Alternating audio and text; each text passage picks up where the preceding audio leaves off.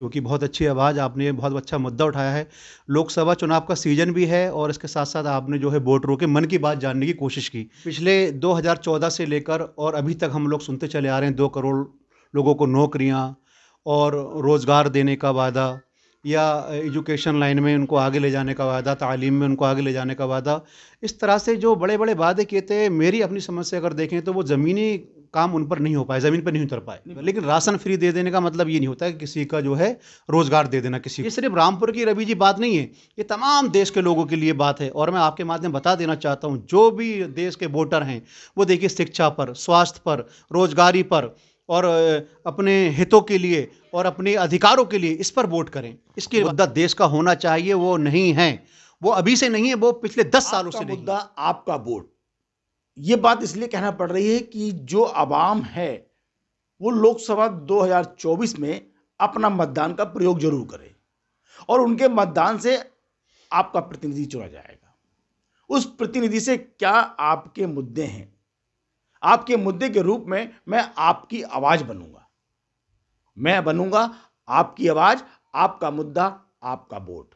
तो इसी चीज को लेकर के आज हमने बाबू अली जी को जोड़ा है कि आखिरकार रामपुर में जो मुस्लिम हैं उनकी क्या मांग है, क्या वो देख रहे हैं सरकार में, कहाँ खड़े हैं सरकार में, ऐसी कुछ मुद्दे रहेंगे। बाबू जी आपका बहुत बहुत स्वागत है आपका मुद्दा आपके वोट में।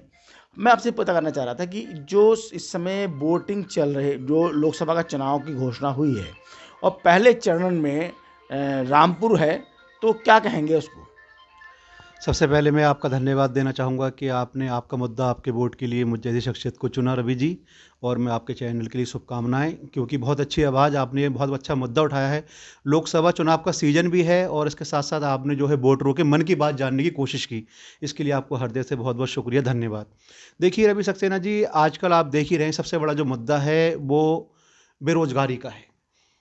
जैसा कि पिछले 2014 से लेकर और अभी तक हम लोग सुनते चले आ रहे हैं 2 करोड़ लोगों को नौकरियाँ और रोज़गार देने का वादा या एजुकेशन लाइन में उनको आगे ले जाने का वादा, तालीम में उनको आगे ले जाने का वादा। इस तरह से जो बड़े-बड़े वादे किए थे, मेरी अपनी समझ से अगर देखें तो वो ज़मीनी काम उन पर नहीं हो पाए, ज़मीन पे नहीं उतर पाए। नहीं बाबू, योगी सरकार है, मोदी सरकार है, डबल इंजन की सरकार है। वो इस बात को बार बार, जैसे कि उज्ज्वला योजना में गैस सिलेंडर दे रहे हैं, राशन फ्री में दे रहे हैं, तो ये क्या आपको कुछ नहीं दिख रहा है? देखिए सर, उज्ज्वल योजना के तहत ये अगर गैस सिलेंडर दे देना, ये तो एक अपना एक आदमी का अधिकार है वोटर का, क्योंकि उसको इसका लाभ मिलेगा। लेकिन राशन फ्री दे देने का मतलब ये नहीं होता कि किसी का जो है रोज़गार दे देना किसी को भी या उससे रोज़गार ही ख़त्म कर देना। आप राशन नहीं दीजिए, आप रोज़गार दीजिए। वो बंदा अपने घर में ला करके 2 पैसे रखेगा, उससे अपनी रोज़ी-रोटी चलाएगा, वो उसके लिए ज़्यादा इम्पोर्टेंट है मतलब और ज़्यादा। आप इतनी बड़ी बात कह रहे हैं बाबूजी कि जो मोदी सरकार सोच रही है कि हम राशन दे रहे हैं गरीबों को, और आप कह रहे हैं रोजगार। देखिए सर, ये तो आप भी अच्छे से जानते हैं कि रोज़गार में और राशन में कितना बड़ा फ़र्क होता है। एक होता है अपने हाथों से कमा करके ला करके घर में बच्चों को सामने रखना या लेना, और एक होता है महीने पर या हफ्तावार या 15 दिन में डिपेंड होना कि वहाँ से इतना किलो या इतना केजी हमको सामान मिलेगा, तो उस पे अपना गुज़र-बसर करना। तो इसमें और उसमें ज़मीन और आसमान का फ़र्क है। आदमी अपने हाथों से रोज़ी कमाए, रोज़गार मिले उसको, वो मेहनत करे, उससे अपना घर चलाए, तो वो ज़्यादा अच्छा है। मतलब आप ये कह रहे हैं कि जो योगी सरकार, मोदी सरकार, डबल इंजन सरकार कर रही है, उससे कोई फायदा नहीं होगा? देखिए सर, फ़ायदा जहाँ तक मैंने आपको बताया, अगर हम अपने देश के हित में फ़ायदे की बात करेंगे, इकोनॉमी की बात करेंगे, तो बिज़नेस से तो है, कारोबार से है ना, रोज़गार से है। वो चीज़ अगर हमारे ज़मीनी स्तर पे वो वादे पूरे हो जाएँगे, ज़मीनी स्तर पे वो काम उतर जाएँगे रोज़गार के या कारोबार के, उद्योग के, तो मैं समझता हूँ कि इस फिर ये अपना राशन या इस जैसे कुछ दूसरी चीज़ों का लाभ है, वो उन तबकों को जो बेचारे बिल्कुल मजबूर हैं और इसी कैटेगरी में आते हैं, तो उनके लिए बस सीमित रहेगा। बाकी जो आम लोग हैं, जो इस पे डिपेंड होना चाहते हैं, उनके लिए बहुत खतरनाक चीज़ है आने वाले टाइम में। मतलब आने वाले समय में खतरनाक हो रहा है? सर बिल्कुल, देखिए आप आदत बनेगी ऐसे लोगों को आदत बनेगी, सिर्फ़ इस पे डिपेंड है नहीं कि उससे औकात उससे गुज़र बसर नहीं हो पाएगा किसी तरह से। जब तक कि आदमी अपनी मेहनत से, अपने हाथों से नहीं कमाएगा, उसमें बरकत होगी और उसमें जो है आदमी को लगन और हिम्मत से आगे बढ़ेगा, तो उसका अलग ही एक मज़ा है। बाबू आप मुस्लिम चेहरा भी हैं और आप अपने समाज के लिए काम भी करते हैं।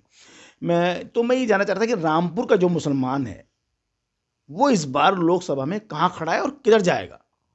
देखिए सर, रामपुर का मुसलमान हो या पूरे देश का मुसलमान हो, हर एक मुसलमान को और देश के हर एक नागरिक को एजुकेशन के साथ खड़ा होना है, तालीम के साथ खड़ा होना है, रोजगार के साथ खड़ा होना है, देश के हित के लिए खड़ा होना है, बेरोजगारी के खिलाफ खड़ा होना है, भ्रष्टाचारी के खिलाफ खड़े होना है, स्वास्थ्य के लिए खड़ा होना है, शिक्षा के लिए खड़ा होना है। ये सिर्फ रामपुर की रवि जी बात नहीं है, ये तमाम देश के लोगों के लिए बात है। और मैं आपके माध्यम बता देना चाहता हूँ, जो भी देश के वोटर हैं वो देखिए शिक्षा पर, स्वास्थ्य पर, रोजगारी पर और अपने हितों के लिए और अपने अधिकारों के लिए इस पर वोट करें, इसके बारे में तो क्या सोचें। मोदी सरकार कुछ नहीं कर रही है?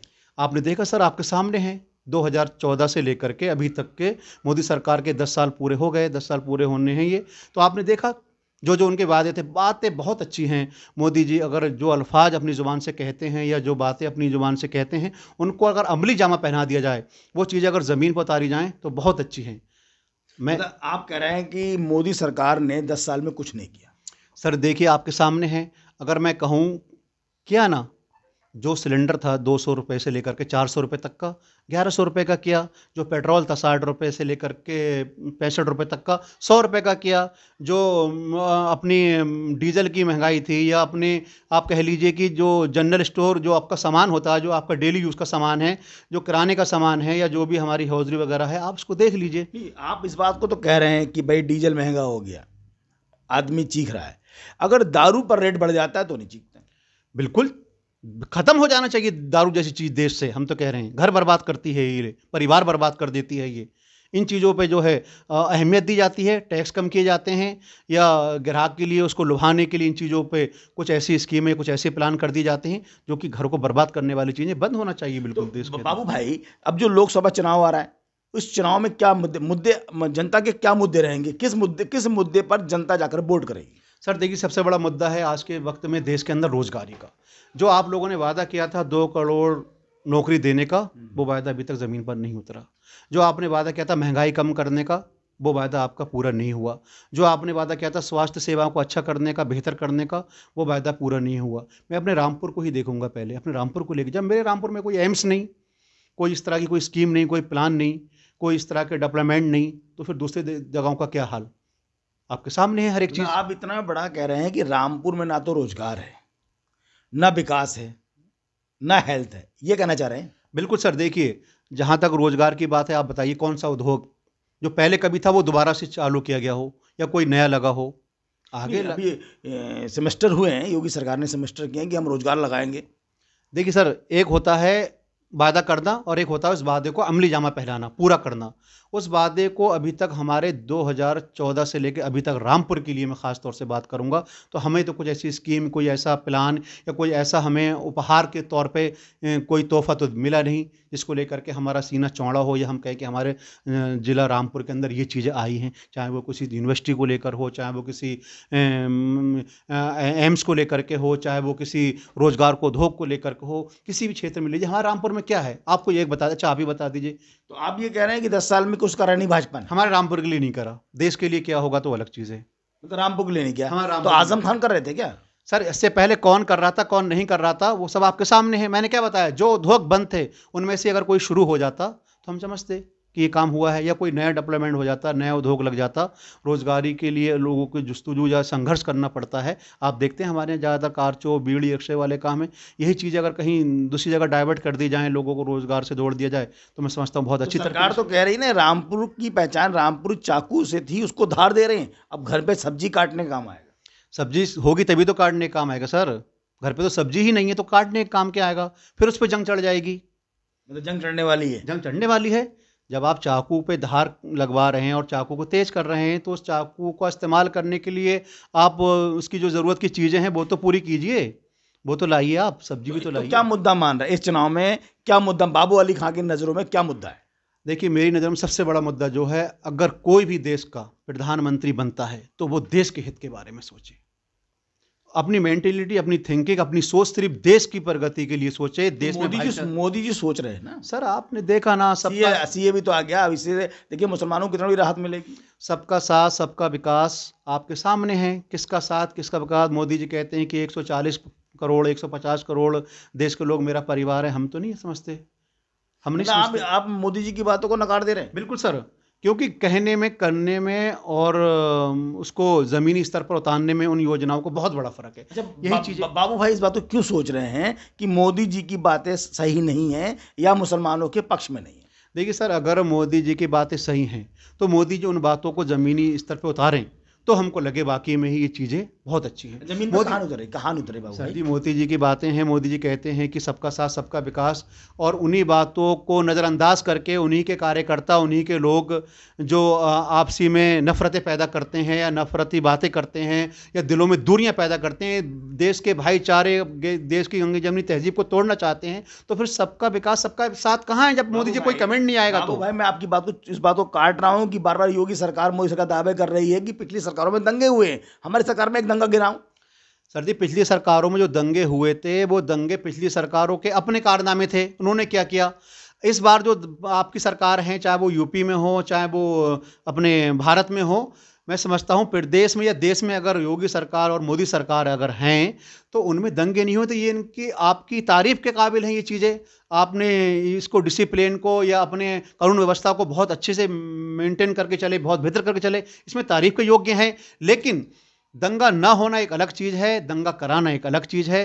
कोई भी आदमी कभी नहीं चाहता किसी का नाजायज़ उसके पैर के तले मक्खी भी दबे। कोई नहीं चाहता किसी के उसके उँगली ज़रा सी टच भी करे। ये आदमी का अपना प्यार, आदमी का अपनी मोहब्बत, आदमी का अपना भाईचारा बना रहना चाहिए देश के अंदर। ऐसे सभी वो लोग बहुत मैं समझता हूँ मुबारकबाद के पात्र हैं, जो इन चीज़ों को, इन बातों को डिसिप्लिन बना करके चलते हैं। ये इस बात को बाबू भाई मान रहे हैं कि बीजेपी की तारीफ भी कर रहे हैं आप, और एक तरफ ये कह रहे हैं कि सबका साथ, सबका विकास जैसे मुद्दे पर भारतीय जनता पार्टी अलग है। सर, बीजेपी की तारीफ नहीं, मैं तो हर उस पार्टी की तारीफ कर रहा हूं जो अपनी सोच ये रखती है कि देश में भाईचारा बना रहे, देश में नफरतें बंद हों। खून किसी का बहेगा तो वो हिंदू या मुसलमान का नहीं बहेगा, वो किसी बेटे का बहेगा, वो किसी भाई का बहेगा, वो ऐसे किसी बेटे का बहेगा जो अपनी माँ का इकलौता होगा। हर एक पार्टी इस मुबारकबाद की पात्र है, उसको दिल से मुबारकबाद है जो अपनी सोच इस तरह की रखती है कि देश मेरा जो है भाईचारे और अमन के साथ रहे। अच्छा, जो भारतीय जनता पार्टी ने मतलब भारत सरकार ने सीए लागू किया, बाबू खां किस नजरिए में है? सर, भारत सरकार का खुद ही कहना है कि सीए जो है किसी की नागरिकता देने का नहीं, बल्कि दूसरों को, किसी की नागरिकता लेने का नहीं, बल्कि दूसरों को नागरिकता देने का है। लेकिन इसमें भेदभाव किया गया है। क्यों, ऐसा क्यों? सर, इसमें और भी दो दूसरे देश के लोग हैं जिनको अपना अधिकार है, जिनको अपना हक है इस देश में आने का, वो भी तो आना चाहते हैं। उनको क्यों नहीं लाना चाहते? उनको भी लाना चाहिए। हमारे देश के दरवाजे तो सबके लिए खुले होंगे, तभी तो अखंड भारत होगा। आइए, हमारा देश बहुत बड़ा है, हमारा हृदय बहुत बड़ा है, हमारा दिल बहुत बड़ा है। आओ, वर्ल्ड के लोगों, पूरी दुनिया के लोगों, हमारे भारत में आप शरण लो, हम यहाँ पे देंगे। ये होना चाहिए थी बल्कि, लेकिन कुछ उनको कैटेगरी में काट करके उनको एक महदूद रखा, उनको शॉर्ट लिस्ट में बस वहाँ तक उसको कायम रखा। तो ओवैसी जी जो कोर्ट में गए हैं वो सही है? ओवैसी जी कोर्ट में जाना, ओवैसी जी का, वो इस बात पे यकीनन मैं कहूँगा कि बात सही है, क्योंकि कोर्ट में जाने का मतलब ये होता है, ओवैसी जी ने सिर्फ एक किसी पक्ष की बात ना करके पूरे देश के पक्ष की बात करी और सभी जातियों की, सभी धर्म के लोगों की बात की है कि सभी का ये अधिकार है कि हमारे भारत में अगर कोई ऐसा कानून या ऐसी कोई व्यवस्था है तो सभी के लिए होना चाहिए, ना कि किसी खास दलों के लिए। तो बाबू भाई, इस बार 2024 में चुनाव है, 7 चरणों में चुनाव हो रहे हैं। उन 7 चरणों के चुनाव में रामपुर पहले चरण में चुनाव होना है, तो रामपुर का जो मुद्दा रहेंगे, क्या रहेगी कि रामपुर का प्रतिनिधि से आप क्या चाहते हो ऐसी चीज कि वो होना लागू हो, वो मांगे पूरी हो? क्या रोज की समस्याएं हैं जो प्रतिनिधि तक रोयलखंड के माध्यम से पहुंचे? सर, मैं सबसे पहले जो है चुनाव आयोग को मुबारकबाद देना चाहूँगा कि उन्होंने ये बहुत जल्दी निर्णय लिया और ये अप्रैल में हमारे यहाँ चुनाव होने वाले हैं। इसके लिए ईद के बाद का जो वक्त है ना बहुत अच्छा है, ताकि हमारे रमज़ान ईद वगैरह से हम लोग फ्री होकर के सभी और अपने बड़े शांति और प्यार से ये हमारा बहुत बड़ा एक जो त्यौहार है चुनाव पर्व का, ये मनाया जाएगा। सबसे पहले मेरी मांग यही है, देखिए बार बार मेरा कहना ये कि हमारे रामपुर के हित में अगर सोचें तो रोज़गारी के लिए सोचें, उद्योग के लिए सोचें, यहाँ पे अगर सोचें तो स्वास्थ्य के लिए सोचें, यहाँ के लिए सोचें तो एम्स के लिए सोचें, यहाँ के लिए सोचें तो महिलाओं की एजुकेशन के लिए सोचें, ताकि ज़्यादा से ज़्यादा हमारा रामपुर आगे प्रगति करे, डेवलपमेंट हो और हम सीना चौड़ा करके बता सकें कि देखिए हमारे सांसद महोदय ने या हमारे जो प्रतिनिधि हैं, हमारे जो एमपी हैं, उन्होंने हमारे रामपुर के लिए ये क्या है। मगर वो फहरिस्त, वो लिस्ट में नाम आना चाहिए। सिर्फ जुमलेबाजी कहने से या अपने बातों को सिर्फ मतलब आप कहीं ना कहीं बाबू छोड़ दे जुमलाबाजी कह करके मुझे लगता है कि विरोधी वाली भाषा कर रहे हैं मोदी जी। सर नहीं, हर उस पार्टी के लिए मैं कहूँगा कि जो अगर माइक पर खड़े होकर या जनसभा में खड़े होकर कोई भी वादा करती है तो और उस वादे को ज़मीनी स्तर पर नहीं उतारती तो वो जुमलाबाजी है। ऐसा किसी भी, देखिए आपके सामने जो खड़ा है ना, ये आपका परिवार है। आपके सामने जो खड़ा है ये जनता नहीं खड़ी है, आपको सुनने के लिए आपका परिवार आया है। मोदी जी भी तो कह रहे हैं, मोदी जी कह रहे हैं कि सब मेरा परिवार है। बिल्कुल कह रहे हैं, उस परिवार को कहने में और उस परिवार को अपनाने में बहुत बड़ा फ़र्क होता है। एक घर के 4 सदस्य हैं, 4 सदस्यों में बाप कहता है ये मेरे चारों बेटे बराबर हैं, लेकिन किसी बेटे के साथ अगर दुर्व्यवहार करे, किसी सौतेलापन का व्यवहार करें, उसको दूसरी नज़रों से देखे, तो मैं समझता हूँ फिर वो अपने उन बातों को खरा नहीं उतर पा रहे, फिर वो वहाँ पे गलत है। जब कह रहे हैं मोदी जी के परिवार में आप शामिल नहीं सिर्फ हैं। बात मोदी जी की नहीं, किसी की भी, कोई ऐसे शख्स कहेगा कि मेरे घर का हर एक फर्द मेरा परिवार है, तो उसको वो परिवार वाला मान और सम्मान मिलना चाहिए। तब लगेगा हाँ वाकई में कहने वाला मेरा बाप, कहने वाला मेरा दादा या घर का कोई भी सदस्य सही कह रहा है कि हम सभी भाइयों को, हम सभी औलादों को, सभी परिवार के लोगों को एक जैसा मान सम्मान दे करके एक ही नज़रिए से देख रहा है। इस बार जैसे मैं देख रहा हूँ कि जगह जगह जनसभाएं हो रही हैं। सत्ता दल है भारतीय जनता पार्टी, उनके नेता कुछ वो मुद्दे नहीं बता रहे हैं, रोजगार पर बात नहीं कर रहे हैं, मेरे परिवार पर बात कर रहे हैं, राम मंदिर पर बात कर रहे हैं, और चीज़ों बात कर रहे हैं। लेकिन आज की तारीख में बाबू भाई जो मुद्दा होना चाहिए, क्या वो मुद्दा है? मेरी नज़रों में तो नहीं है। आपकी नज़रों में हो या ना हो मैं नहीं कह सकता, लेकिन मेरी नज़रों में जो मुद्दा देश का होना चाहिए वो नहीं है। वो अभी से नहीं है, वो पिछले 10 सालों से नहीं है। भाईचारे का मुद्दा नहीं है, इत्तेफाक इत्तेहाद का मुद्दा नहीं है, शांति व्यवस्था का मुद्दा नहीं है, आपसी प्यार मोहब्बत का मुद्दा नहीं है, रोज़गार का मुद्दा नहीं है, डेवलपमेंट का मुद्दा नहीं है, और हमारे देश की तरक्की के हित में सोचने वाला वो ज़हनियत का मुद्दा नहीं है, हमारी बच्चों के फ्यूचर के लिए, मुस्तकबिल के लिए सोचने वाले वो मुद्दे नहीं हैं। आप देख लीजिए ज़मीनी स्तर पर अगर देखे जाएँ तो सिर्फ़ और सिर्फ हमने 10 सालों में वादे सुने हैं, लेकिन उन वादों को पूरा होते हुए हमारी इन आँखों से देखा नहीं। हो सकता है कि हमारी औलादें आने वाले वक्त में ये चीज़ें देखें, चाहे वो किसी पार्टी के नज़रिए से देखें, लेकिन देश के लिए, देश की मोहब्बत के लिए, देश को अखंड भारत बनाने के लिए कुछ करना है तो नफ़रतें ख़त्म करके जो वादे आप लोग देश की जनता से कर रहे हैं, उन वादों को अमली जामा पहनाना होगा, उन वादों को ज़मीनी स्तर पर उतारना होगा, तभी हमारा देश प्रगति करेगा। ये थे बाबू अली खां, जो इस बात को रख रहे थे साफ तौर पर कि जहां हम लोग एकता में रहें, एक साथ रहें, लेकिन जो वायदे हों चुनाव में मैदान में, जो चुनावी धरातल पर बात हो, वो ज़मीन पर ज़रूर होना चाहिए। लेकिन उनका एक कहना भी साफ था कि इस बार मुद्दे विकास की होना चाहिए और जुमलेबाजी की नहीं। नमस्कार, मैं हूं रवि सक्सेना। अगर आपको मेरी ये वीडियो अच्छी लगी हो तो आप सब्सक्राइब और लाइक जरूर कीजिएगा, और हाँ, हमें सब्सक्राइब और फॉलो करना ना भूलें ताकि आपसे कोई नया अपडेट छूट ना पाए। जी हाँ, आप ध्यान रखें, हमारे साथ जुड़े रहिएगा रुहेलखंड समाचार पर, और ये बेल आइकन को जरूर दबाते रखिए।